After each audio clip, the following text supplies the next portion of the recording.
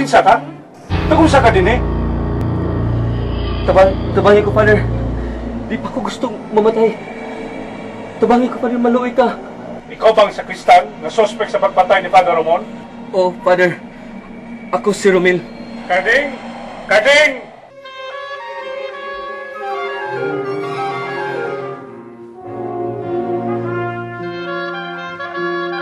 Romel, kinahanglan ng yun nga i-turn over tikaw sa mga polis.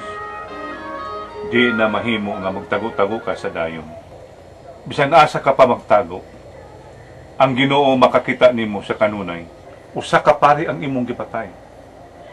Usa ka alagad sa Dios. Kinahanglan tagaan og hustisya ang krimen nga imong nabuhat. Alam na ko, Father. Mao nga dinhi ko ni dangop. Wa ko'y laing kapalingan.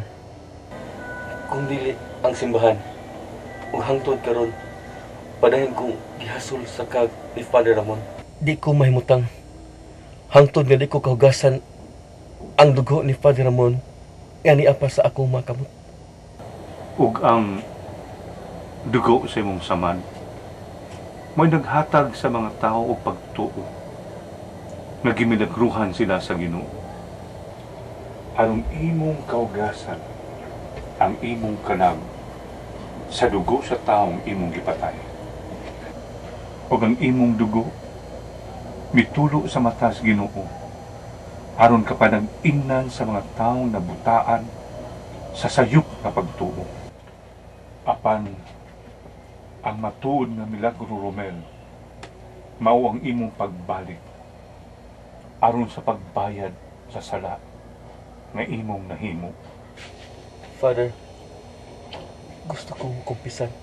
Akading, gawas lang una. Nga ayaw yung pasudli og tao ang atong simbahan. Oh, Father.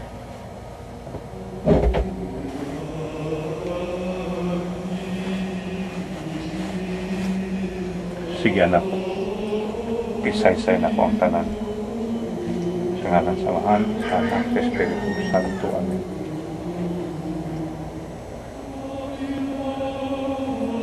Masud na balik, dali mo man ning babagan. Gusto ning mutanaw sa milagro sa Ginoo. Nagtugo si Father, di una mo pasugdon. Mapay na so. Ato siya waton. Ah, basta pagod lagi! Pagod lagi!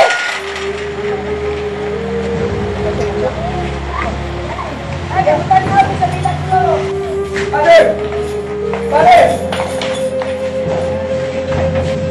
Father, ang mga tao nakasusumbahan. Ako sa paglan. Mao ba? Sige, tuon-tuon. Romel, ano nang kadini? Huwag manghilabot ang dito.